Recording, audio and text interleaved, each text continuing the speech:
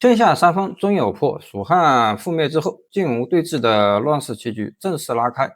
明明西晉手握滅蜀餘威，早已定下水陸並進的滅吳大計，為何遲遲按兵不動，隱忍多年？東吳坐擁長江天險，忠臣名將頻頻遇警備戰，吳主孫皓卻為何充耳不聞，荒廢防務？一場注定終結亂世的較量，從儲備之初就藏着太多未解之謎。今天我們就走進晉滅吳之戰，解鎖這場統一戰爭背後的暗潮與伏筆。公元263年，魏滅蜀之後，三國鼎立數十年的局面被徹底打破，曹魏政權漸漸落入司馬昭父子之手。2年後，司馬昭病逝，其子司馬炎廢魏帝曹奂，以禪讓之名自立為帝，改國號為晉，史稱西晉。至此，正式形成晉吳對峙的格局。早在公元262年，魏景元3年，司馬昭提出了先定巴蜀，3年之後因順流之勢水陸並進，再併東吳，統一全國的戰略方針，為實現統一天下的目標。晉武帝司馬炎從公元269年晉太史5年起，即着手籌劃滅吳。在政治上，他採取了一系列措施，比如後代劉禪及諸葛亮等人的子孫，以此來鞏固自己在巴蜀地區的統治，解除伐吳的後顧之憂。對東吳則實行分化瓦解的政策，以此動搖東吳的軍心和民心。司馬炎後代蜀漢遺臣，並非單純仁德，實則是掩蓋司馬氏篡位正統性的缺陷，分化巴蜀勢力的政治算計。可史料記載，蜀漢士人入晉後，仍受門閥輕視，多遭排擠。同時，他還着力改善國內政務，推行屯田政策，積累糧食，安定邊境的防守。與此同時，他還精心挑選將帥，調整兵力部署，任書尚書左仆射楊戶都督荊州諸軍事，鎮守襄陽（今屬湖北）；任命鎮東大將軍魏貫都督青州諸軍事，鎮守臨淄（今山東淄博東北）；任命鎮東大將軍東廣王司馬昭都督徐州諸軍事，鎮守下邳（今江蘇睢寧西北）。公元272年，太史8年，晉武帝依照楊戶的建議，復任王浚為益州刺史，緊接着又加封他為龍驤將軍，讓他都督益梁2州諸軍事，命令他在巴蜀地區大量建造戰船，訓練水軍。晉軍所建造的大型戰艦，長度達到120步，能夠裝載2000多人。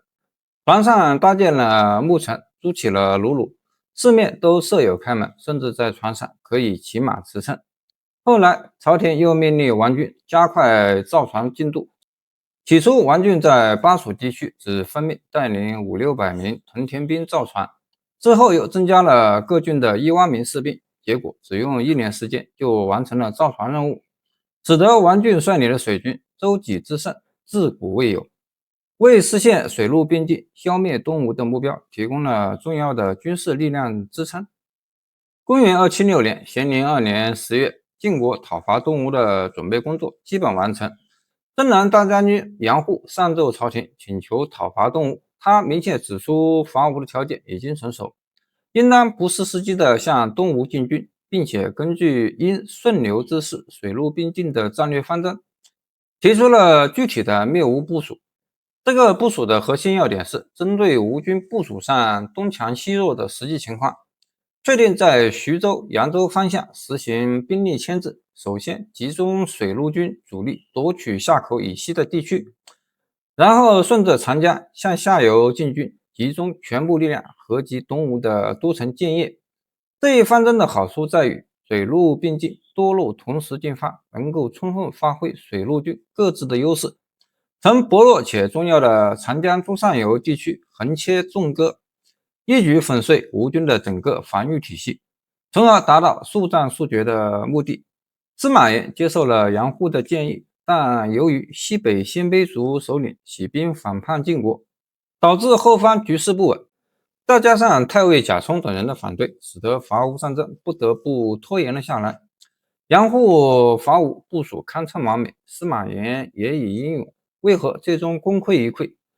賈充的反對絕非單純擔憂國力，實則是忌憚伐吳功臣手握重兵，權勢過剩，會威脅到自身及門閥集團的利益。這種內部權力博弈是不是差點葬送了天下一統的良機？公元277年，咸寧3年7月，晉國又進行了兵力部署調整，任命原本都督豫州諸軍事的王渾為都督揚州諸軍事，任命鎮南大將軍司馬亮為都督豫州諸軍事，任命左將軍胡奮為都督江北諸軍事。公元278年，咸寧4年11月，楊戶去世，晉武帝依照楊戶生前的推薦，任命杜預繼任征南大將軍、都督荊州諸軍事，接替楊戶負責荊州地區的軍事事務。東吳方面，面對晉國軍隊進攻的嚴重威脅，一些大臣深感憂慮不安。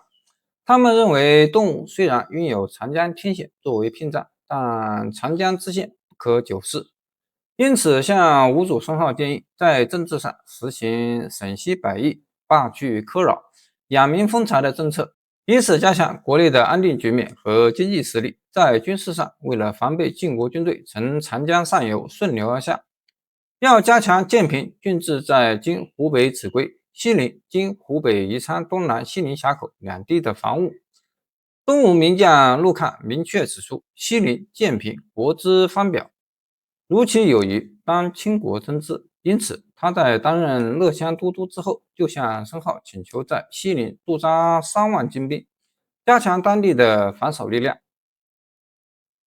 公元272年，晉太史8年，王浚在巴蜀地區建造戰船時，大量的稅木順着長江向下漂流。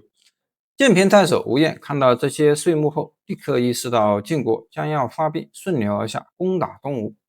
於是就向孫皓請求增強晉平地區的守備力量，做好防禦準備。公元274年，晉太史10年，陸抗再次向孫皓上書，詳細陳述了加強建平、西陵兩地防守的重要性。他說道：“若其不然，深可憂也。”但是這些具有戰略價值的建議都沒有被孫皓採納。吳主孫皓固執地認為晉國沒有能力攻打東吳，而且東吳有長江天險作為依靠，難以被攻破。因此，他不重視改善國內政務，依舊像以前一樣暴虐無道，在軍事上也不重視軍備建設，放鬆了長江上游地區的防務，當然更談不上有通盤的戰略考慮和進行全面的防禦準備了。西晉籌備多年，戰船齊備，將帥雲集，伐吳之勢已箭在弦上，東吳卻在昏庸統治下親手放棄天險，自斷後路。當西晉6路大軍揮師南下，東吳能否憑借長江屏障